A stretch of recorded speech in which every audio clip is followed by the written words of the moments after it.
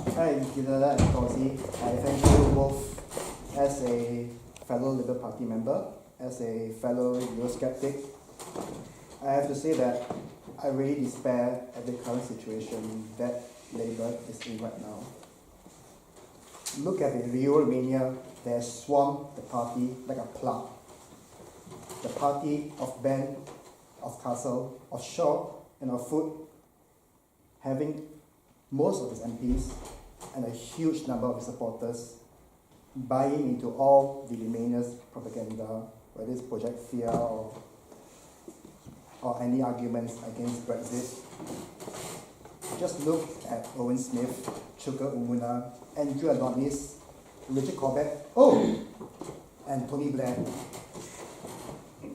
People who are supposed to be representing the working class, the common man, the left in politics, but yet are openly betraying them by campaigning, by working for the institution that has hurt the common working man, as what Fauzi you have stated. And I'd just also like to add one more point about the common fisheries policy, a very nonsensical policy where fishermen are supposed to abide by the EU's quotas and have to throw catches of healthy fish away into the ocean simply because they exceeded the EU quotas. Now, I also have to mention that I'm actually very disappointed at what the Labour leader Jeremy Corbyn and the Shadow Chancellor John McDonnell have made U-turns over the single market, over the customs union and the EU by giving to their rights and to quite a lot of young voters who happen to be very pro-EU. Despite them being past Eurosceptics, despite them having understood how the EU works, and despite the party having promised in its manifesto to conclusively leave the EU and its institutions. And I should also add one more point about the 5 Labour MPs in the North East whose constituencies voted to leave the EU but yet are openly betraying the people, calling for a second referendum, ignoring the fact that 52% of the British people, a majority, voted for Brexit in a democratic referendum. Now, these are just some of the few examples that I have to describe of a pessimistic situation that we are in. I have to say that I still have quite a lot of difficulty understanding why so many people on the left still subscribe to the EU as a kind of a godsend, a kind of savior. Oh, it's like Christ, they'll save us all, they'll make life better for us, that kind of stuff. Even though, as what Fauzi and Jiva you have mentioned about the EU being anti-democratic, about the EU destroying the workers' rights and socialist policies, nationalization, etc. If you could answer that question. Okay, Yeah. sure. Sorry. Very interesting remarks. But Okay, sure. Speak. So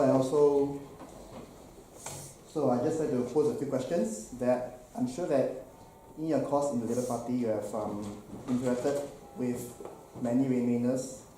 I know you may not agree with them, but I'm sure you may have interacted quite a lot with them. Other than the loss factor, do you think that there are any other reasons for them being so pro-European, I should say pro-EU? And also furthermore, given Labour's U-turn over the customs union back in around February, do you think that Labour could have done better in the local elections of May if they hadn't done the U-turn? And do you share the same concerns with me that Labour is at risk of not doing well in the next general election because of these U-turns, and especially when so many people in South Wales, the Midlands and the North voted for Brexit? And my first question is, given that a Eurosceptic government has been formed in Italy, do you foresee that there is a huge possibility of a Brexit-style referendum being held in Italy? Thank you.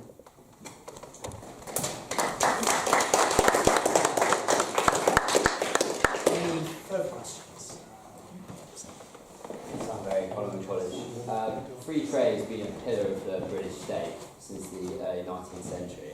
And when the Conservatives tried to campaign for tariff reform, they were opposed by the Liberal Party and the Labour Party. I'd be interested to know from both of you when and why the left abandoned this respectable principle.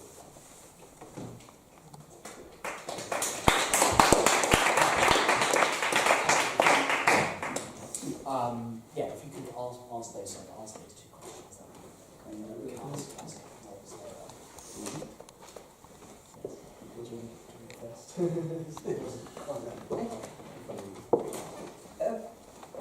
My predecessor, a long time ago, in Birmingham, was a guy called Joe Chamberlain, that managed to split two political parties. One was over Ireland and the other was about tariff reform. I happen to be neither a untrammeled free marketeer nor a protectionist. As a good German, I go with Ludwig Erhard's definition of the markets are social and it's government structure, because markets stop monopolies from happening, and therefore what matters is the proper framework within you can allow that social function to happen. So, you know, a lot of the stuff which the Brits look in terms of sustaining a sustainable bank lending in regions, training, all those kind of things, is you can have social markets linking to communities, and I think that's a bit which we've kind of lost sight of. But I want to come to your point, and to actually everyone here. If you think your own MP is not doing the right thing, I can tell you there is nothing so helpful as now, believe it or not, your own written email is good. But MPs these days, when they actually get handwritten letter, they have a heart attack. But it is by far more genuine than anything else. They're on the receiving end of kind of standard MPs. And remember, you know, we live and fall by what our voters do. So if you think your own MP isn't doing the right thing, you better let them know. And so it's an individual one. The other one is, I would urge every MP to have a really good look at the canvas returns of the local elections. What happened to people who started to vote UKIP? And with the implosion of UKIP, where did those votes go? And a lot of the traditional Labour votes did not return to Labour, they went to the Tories. You know, and if that isn't a wake-up call, then I really don't know what is. And it takes to something which Fazi raised, when you mentioned fisheries. You know, when you were talking about doing things here which we should do, I spent half a day at the guy who made his living in Billingsgate, and I was saying what would happen with the fishery quotas, and he said, well, actually the problem isn't so much the quotas, it's because we have virtually lost all our processing facilities. So even the stuff that gets caught off the British shores tends to be processed in Spain. So I think we really need to do some proper rethinking as to where things are done. But for politicians, the key thing to make them wake up is letters from their own constituents and a bit of honest analysis of voting tendencies. And then Labour MPs outside the big cities ought to start to get worried about their stance on this. Yeah, I'm not sure that free trade is just that great idea. Which is banded around. Precisely what it means, of course, it's not really a free trade. They talk about free trade agreements and so on. But free trade itself is not necessarily a good thing. Because it's based on the idea that if a country has a relative or absolute advantage in making something compared with another, and this other, B, will have an advantage in making another thing compared with the other, it's better, A, concentrate on what they're good at, sell it to B, and B, concentrate on what they're good at, sell it to A. So a country that is good at basket weaving will continue doing basket weaving. But that's not good for anybody, not the economy there or the people. So the young people wouldn't have any opportunity to do other work, so therefore they end up leaving. It isn't.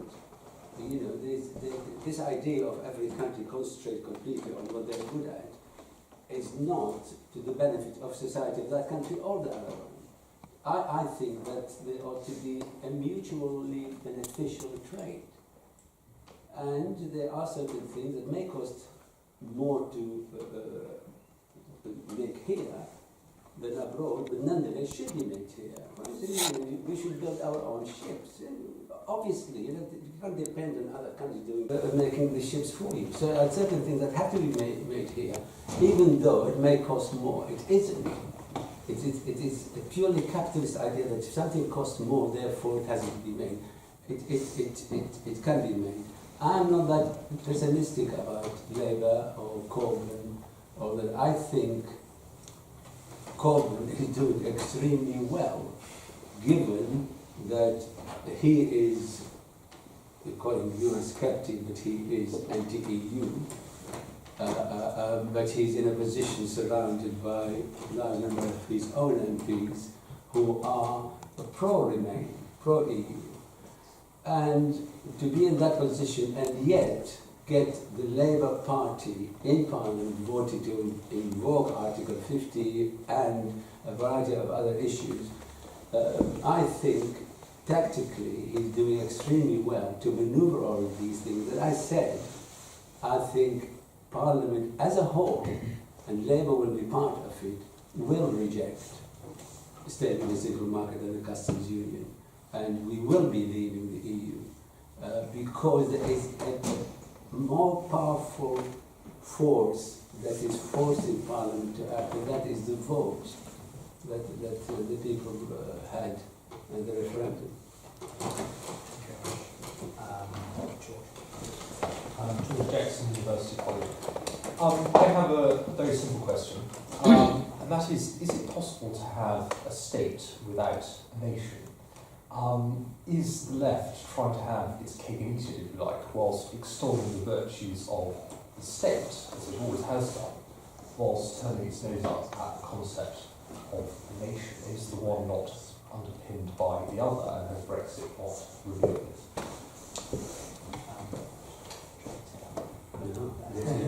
Think about it. You will know, it's a bit like many of the vice lectures when someone comes in and says, I will be brief, and then you look at the watch and think that's at least 20 minutes. So you know when someone says, I have a simple question. Let me respond to you in another. The first cake and eating. I was driving down to London last night and I was listening to an old edition of Desert Island Disc, and it had Clive James on. And he said, when people say you want your cake and eat it, I respond by saying, what else would you do with a cake? So, I'll eat my cake. What else would I do with it? But I'm not going to give you an answer which I hope will be as challenging as your question was. Read Mervyn King's book, The Governor of the Bank of England, called Alchemy. And alchemy refers to the ability of creating money. And Mervyn's argument is that only the sovereign, because I think the debate about nation and state, I think, is one the United Kingdom will have to have over the next couple of years when it realises that by default we actually have become a federal state. We just haven't quite clocked onto this. And the nations which make up the union will have to redefine their relationships. And I think this is going to be the really internal challenge. And Westminster in particular will have to wake up that ignoring the West Lothian question and thinking that we have just English relatively English laws just doesn't really address this. And so your state-nation thing is not a left-right problem. I think the United Kingdom will have to face up to this as a structure. But your question as sovereign, it goes to the heart of my Euroscepticism. Because if it is right that you cannot have a currency, that in order to have a functioning currency you require a sovereign, and then you've got the triangle, which is the sovereign, the demands of democratic legitimacy and the demands of international trade, that requires checks and balances. And the challenge for the European Union is that it has created a single currency without the creation of a sovereign. And either Brussels becomes the sovereign, in which case they have to change fundamentally, they will have to have a finance ministry, they will have to have direct accountability, or Germany agrees to be the sovereign and act as a sovereign, which at the moment they show absolutely no sign of wanting to do it. But something or another will have to happen. So I think you're kind of simplistic sounding question of the nation and the state is an exceptionally valid one. And the tensions of this will play themselves out in different ways. The European Union will have to become sovereign at some stage to its single currency members. And I think the United Kingdom will have to question this concept of a union and the logic of and the consequence of the 97 devolution process will probably mean that we will become a federal state. Positive, nothing to add. No. Fantastic. Adam Forshaw, Grey College. So tonight in both of your addresses you pointed out numerous left-wing arguments for leaving the EU, which under my logic makes sense, and if I were a left-wing voter, I'm sure I'd have agreed with quite a lot. I voted to leave, but mainly for the right-wing arguments of globalism and sovereignty, etc.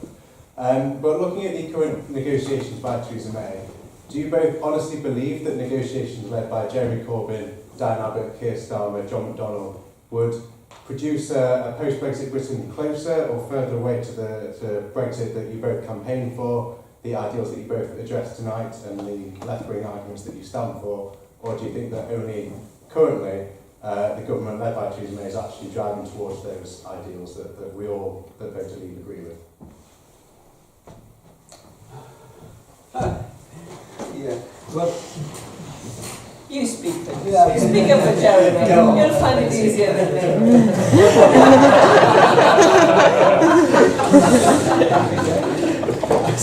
find it easier I to said speak up for Jeremy. You'll find it easier than me. well, first of all, the Labour Party is not a government, it's in opposition, and therefore you can say all sorts of things that don't have that significance if you are in government. Will a Labour government do better? I don't know if it do better, probably do different. But whether it is a Labour or Conservative government, they're constrained both as Parliament is constrained by a referendum result. And you, governments, politicians, don't have a free will to do whatever they want. Society is ruled by consensus. Advanced societies especially are ruled by consensus. A democratic society is more so like ours. So therefore, my view, either government will produce a result. Now, whether that result, the process of Brexit, getting out of the EU, isn't itself left-wing or right-wing. Getting out of the EU is for us to get control, and that is where left and right comes in. What do we do after getting control? So getting out isn't a Conservative or Labour. It is either you want to get out or you want to muddle the issue or stay half in and half out and so on and so forth. And I think both of them will do the same. It's after you're out, that is when the different policies will play out. And that's what I think. Once, I think the turning point in the last general election was when Labour produced a manifesto and was the last minute amended to add the phrase that there will be at the end of free movement of Labour once we leave the EU. And I think once they wrote that, then the issue of Brexit was dissolved because both parties now agreed about it, and the difference was which economic, which policy, which social policy will you go for. And that is the issue that will be fought out after we come out in the election. I don't know whether that answers the question or not, but I think it's not going to make a lot of difference. And it's not a question of personalities either. Can I just pause there, because I think Francis just pointed out something which got completely lost in the entire debate, and to me it has been the most glaring obvious. I mean, no one would stand in front of a national. Does Durham have a town hall? We do, yes. We do. Would any of you stand in front of the town hall, pointing to them and saying, this is left wing, this is right wing? There isn't. This is the place by which the people who you've elected by a particular process fight out ideas, and depending on who got more votes, it will be a certain body of ideas that is reflected within that institution.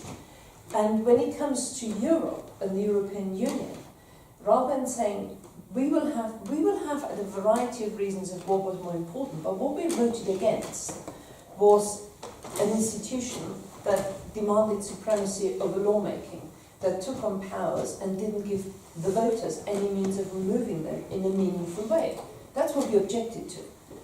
What we then do with the regained powers can be right-wing, left-wing, right or wrong.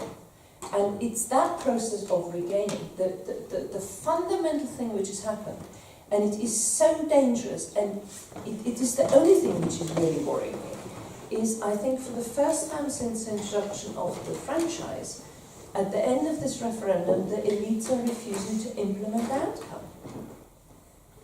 You know, in '92, I didn't want another Tory government. I mean, I woke up on the Friday of '92 and was going, oh my God. That didn't mean I was going out and saying I demand a rerun of the general election in the next week because John Major shouldn't have won. No, you live with it.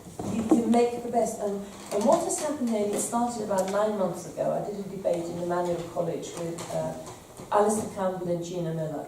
And one of my guys came at the end of it and he said, I kept a note. And Alistair mentioned in the course of the evening a phrase, and he actually kept the numbers. And the phrases which were coming out, and they continuously are repeated now, which go, just jot them down again, extreme. So if you voted Leave, you were extreme. You were hard. You were right-wing.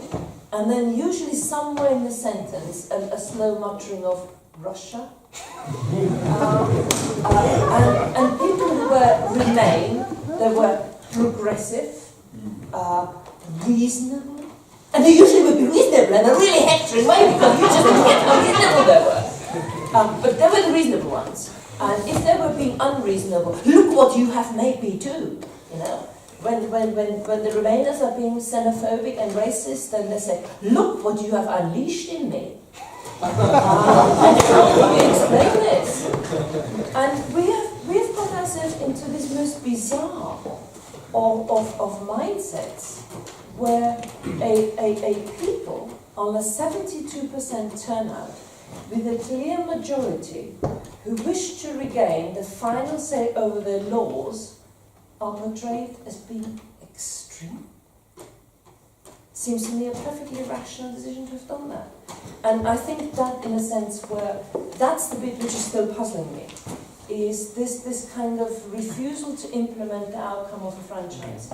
And I think the votes in the House of Commons are now going to be on the 11th. There are going to be several debates. And I think the real test is going to be over the next week as to whether the Parliament, because Parliament's challenge, just think about it, the problem we've got an entrenched parliamentary democracy, so that you elect, whether we are representatives or delegates is the HR problem, but in a sense, we get there through a direct vote, and then we implement the will of the people in our interpretation, which we go back and explain to you, and the next time you tell me whether I got my job again. And it started with the first European Union referendum, where we suddenly have a national referendum which actually disenfranchises Parliament. Because it takes it out of the hands of Parliament and gives the final say to the people.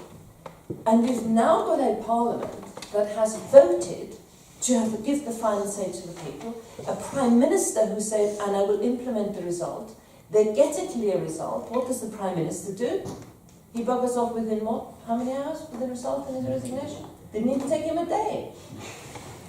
And we have a Parliament that now goes and says, well, of course I respect the result, but we've got to stay in a customs union. It's got to be as close as he was before, because the poor people didn't really know what they had just voted for.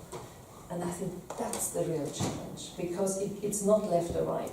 It's the fundamental trust in democratic structures. And if we start undermining that, then I think we've undermined hundreds of years of something which I think we fought for. Thank you very much. My name is Harry Cross. I'm from St Aidan's College.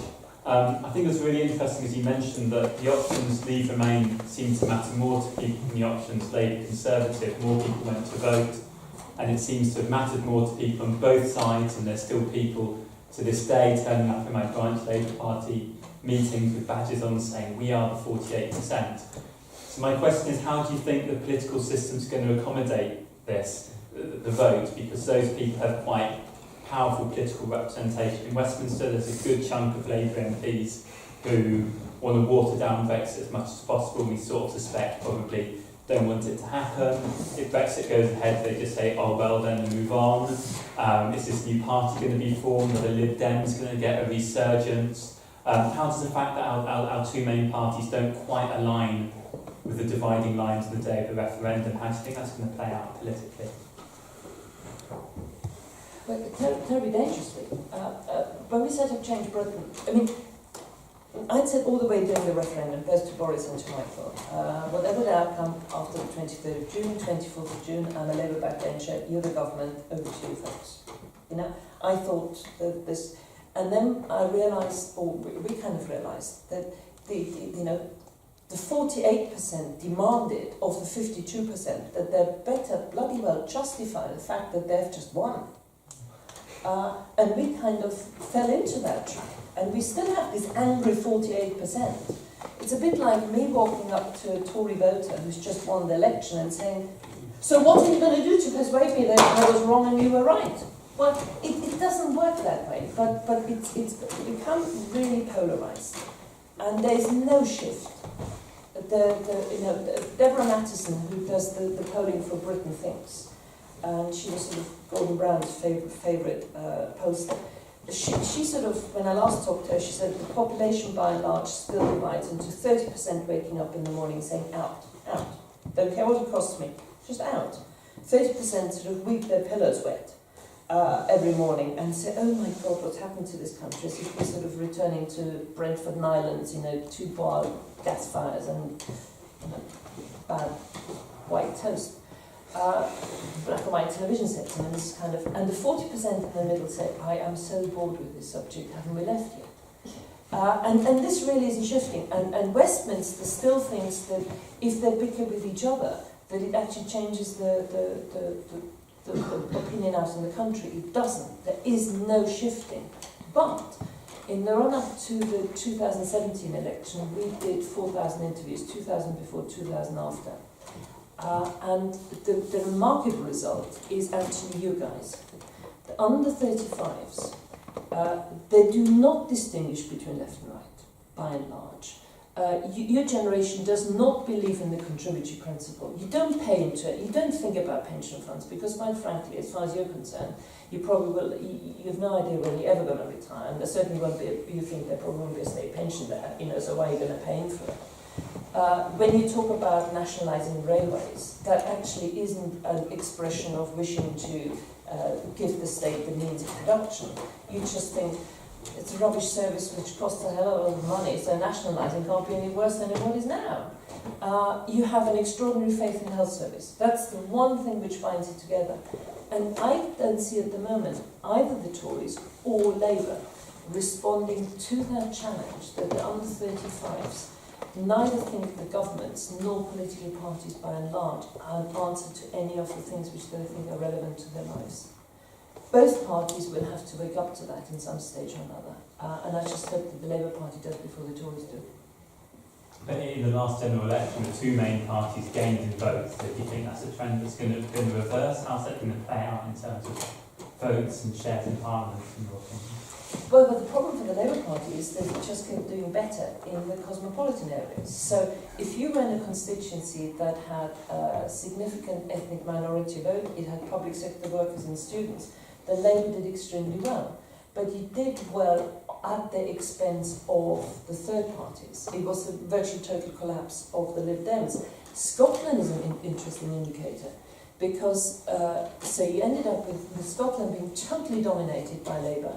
It gets in 2010 there was one Tory, one Lib Dem and one Labour MP left in Scotland. The SNP totally dominated. You then had, after the Scottish independence referendum and the EU referendum, a realignment, because you've got to remember, out of the 1.6 million SNP voters, 400,000 voted to leave the EU. So this notion that Nicola Sturgeon speaks for the whole of the SNP, and the EU is for the birds. Ruth Davidson comes on, and the 2017 election in Scotland is actually between Unionists and Nationalists. And whilst Labour appeared to make a resurgence, that was really a function of a three-way fight. The left party in Scotland is the SNP now, and the Tories are resurging on the back of being the Unionist party. And that could happen, and I'm not sure how it's going to happen, but I think ideologically, where is the Labour think tank which is going to prepare us for government? There isn't one. You know, even the Tories have set one within government. So I think the challenge for us as Labour really is stop talking North Islington to each other. Get out of the M25 belt and realise, you know, that Labour has to stand for regions like this, or else Labour will not become a party of government.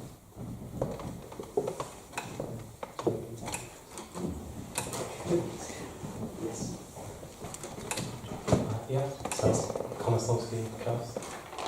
So firstly, as a young Labour member and a young trade unionist, I'd like to thank the FU24 for a very strong case for Brexit.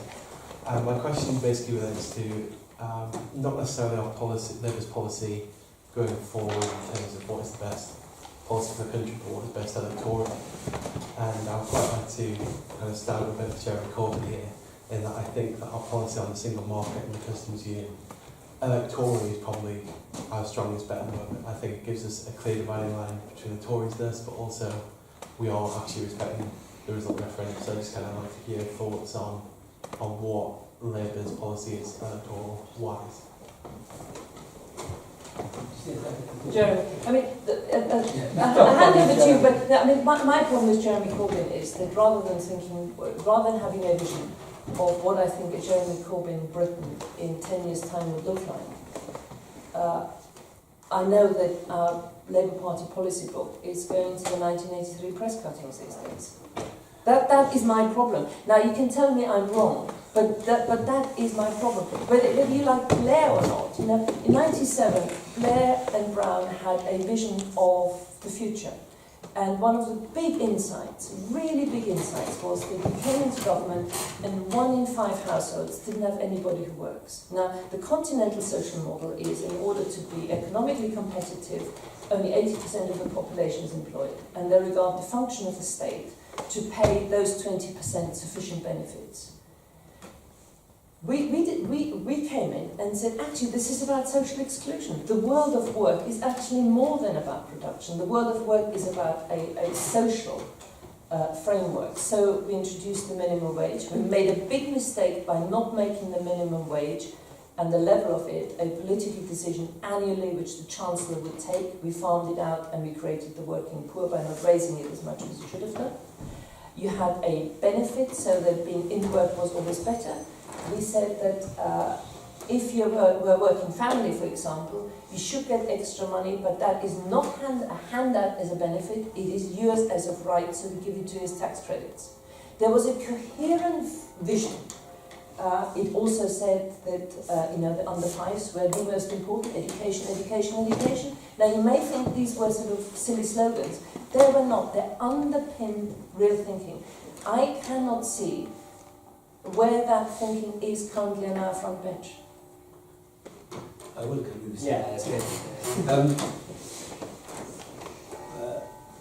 At the risk of sort of starting an argument about the Blair government and so on, what Corbyn presents is a break from the orthodoxy that existed since Thatcher came to power. Namely, the free market rules, you can't buy the market reality, society doesn't exist, and cooperation rule. Basically, free market neoliberal policies, and I don't take away from other things that the Blair government did. But this is essentially the bigger picture. Under the Labour government, as well as Thatcher previously, manufacturing went down, Britain turned into a service country, rather servicing other countries, rather than a manufacturing industrial hub. What Corbyn presents is a break from this. And the break is necessary because neoliberalism isn't working. It hasn't worked, and look what happened in the EU. I mean, you know, you don't get millions of people voting in Italy and Greece and so on against the EU. You don't get a vote like ours here if it did work. It doesn't work. Well, it actually works, but it doesn't work for the people. It works for corporations. So that's what he presents. Now, I'm not privy to what exactly is happening within the Labour Party, whether they're preparing or not, but I do know there's a lot of work going. I'm absolutely certain of it. On Brexit, the policies presented by Starmer and I think Corbyn also read it out more like anything else, doesn't make any sense, and everybody knows that. How can you have a trade agreement with the EU that will have exactly the same benefits as before? But we are not. It can't work. None of the 5 tests they put in actually can work. But you are not in government. It's not a bad place to be, you know, because you're in opposition. You have to be in opposition. What counts is what they do in Parliament. That's what counts. That is, the clincher will come in the next few weeks. And so far, Corbyn has been able to get Labour on the right side of Brexit. Right? I mean, they could have voted against Article 50, they could have voted against a number of things, with the withdrawal bill and so on and so forth. And they, you know, they could vote for the single market. There's a motion coming in from the Lords that we stay in the single market or the customs union. But there is a talk about a customs union. Well, that actually doesn't make any sense. But it's not a bad tactic to say, no, we're not having the customs union, but let's have a customs union. What the hell is a customs union? It doesn't make any sense. But it makes sense if you are going to be able to control Labour MPs as they go through the lobbies. So I'm not at all pessimistic. But I know. I don't disagree with you on what you said. We'll see how it goes. See how it goes. So far, so good. One final question. Yes, John. John Bryan, thank you, President. I'm a guest here. Just to return back to the speaker's earlier comments, I think it was very useful for you to, you know, kind of challenge the language around it. You know, say anti-European, say Euroscepticism, say anti-EU. I think that's really important. That whole kind of, you know, challenging the language, you know, is something that needs to kind of continue. But I think if you're left, you know, as a kind of lifelong lefty and a lifelong trade unionist, I think it's more than just challenging the language, it's also about challenging the consequences of arguing for leave. So when I told people I was voting leave, people said to us, I didn't think you were a racist. You know, and, you know, that kind of, you know, consequence which people assume is something that needs to be continually challenged. And I think there is a real problem, you know, on the left, as you two have identified, about the way in which, you know, the majority of left-wing people and left-wing organisations, you know, actually approach, you know, the issue of the EU. You know, in the press today, the Northern Regional Secretary of the TUC has come out and said we have to be in some sort of single market, otherwise 140,000 jobs are going, and we're going to lose a whole load of workers' rights. You know, the Labour Party, you know, there are Labour MPs who are going to be part of this left-wing anti-Brexit, you know, tour which is going on. So, you know, the two main organisations associated with being left, the Labour Party and the TUC, you know, don't have, you know, the kind of anti-EU, in fact they're very much pro-EU, and I really kind of struggle, you know, as a trade unionist, you know, as a lefty, you know, with the approaches of what you would consider the two main bodies, and I think, you know, while some of those questions have been addressed, don't think they've been kind of adequately addressed, you know, by the speakers to my mind. Just one final thing, it was Norman Lamont who said, unemployment is the price worth paying. Thank you. Write that down. But I mean, you see, you are so right in the sense. You see, what happened literally immediately after the referendum, the Remain campaign, funded by these, you know, fund managers, and that seems to be, you know, even by people of the left sort of seem to think that, you know, their money is fine, you know. George Soros, you know, that's great.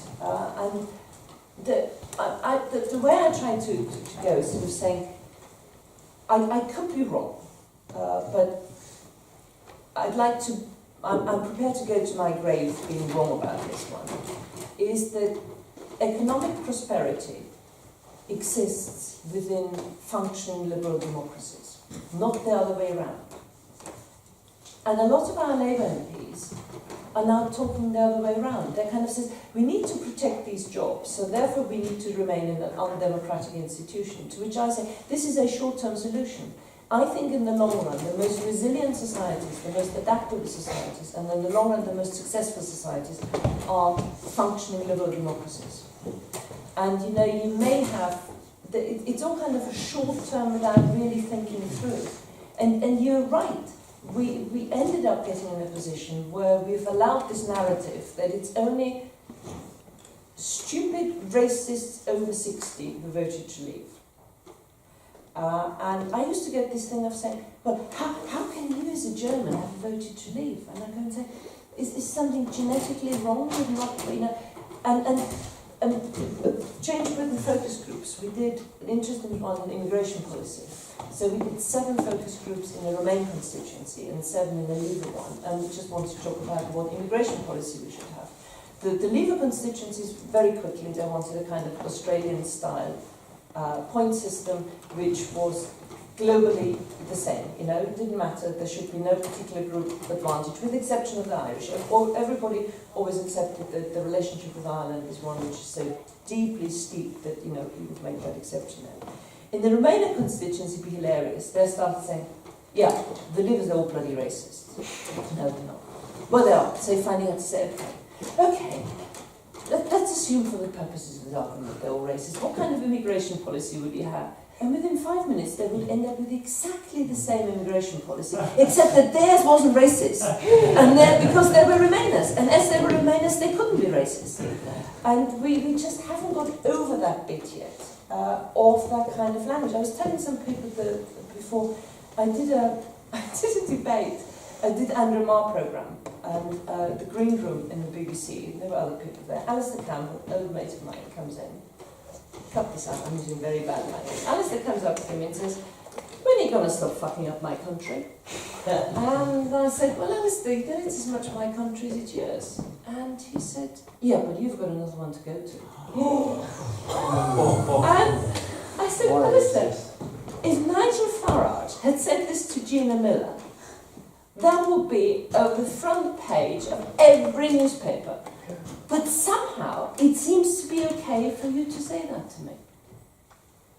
And it's, so not only is, this is my joke earlier about, you know, we get accused that because we voted leave, you have got this increase in racism, in xenophobia. Everything bad that has now happened is happening because of the leave vote. And when people then do bad things, they tell us that we have unleashed this. And you start saying, well, you may have crystallized a whole lot of things. I mean, in the production industry, we got to the point where we thought it is perfectly all right not to train in the manufacturing industry anymore. I went up to the shipyards, to the QE2 as it was built, the aircraft carrier, and the guy said to me, don't be surprised that all the health and safety notices are in Polish. So, because all the welders were Polish. So I said, is it because you couldn't, there weren't enough here? And they said, no, we haven't got the skills anymore. The skills they required for British shipbuilding, they had to go to the shipyards in Gdansk to do that. I think there's something wrong if we don't train a level of the skills base anymore. That is not my idea of a society. But that's not a racist, to me that is not a racist comment. But the minute you say it, saying, oh, racist comment, it's... Yeah, very quickly, I try to answer the question. I don't think we were trying to answer all the questions raised earlier. It's not surprising that we are operating in very, very hostile environment. I mean, after all, every organisation you can think of, Bank of England, IMF, TUC, the government, even Obama came and said back on the queue and so on. So everybody wanted us to vote Remain. We said no, we voted Leave. And of course, the environment, the elite, the media, and that is hostile to us. And actually it's surprising that they haven't been able to stop it so far. But we have to work within these hostilities, and it is in a flux. Labour Party last conference, there was a motion to support the single market, stay in the single market, I think, and it wasn't put as a priority, which was, because had it been put as a priority and voted, there was a majority within the Labour Party, but they had the good sense not to put it to conference. The Wales TUC, or I think the Scottish TUC defeated a motion about free movement of labour to support it, and the workers, CWU, Congregation Workers Union, also defeated a motion about the single market. So there is a change. The TUC, in spite of itself, is going to be saved by its own members, by the people. I mean, they're going to stick to this line for a while, but they can't. They can't stick to this stupid line of for jobs and rights and so on. We have to stay with the EU because workers think of them more than just their immediate jobs. They are human beings after all. But they're going to stick to that line for a while, but they will have to change, as the Labour Party is gradually changing. It's a flux. It is a hostile environment, but you have to learn to work within hostile environment. I worked in trade union, ran the executive for 25 years, and it was a hostile environment for me. You have to work, learn to work, and that's what we're doing. And I think the Labour Party and the Labour leadership are doing very, very well. And I think the government is doing very well, working within this hostile environment. So, yes, it's difficult, and yes, it is. You can be depressed if you want. But it is changing, and the results, we've seen the results. Brilliant. Thank you very much. One final round of applause for them.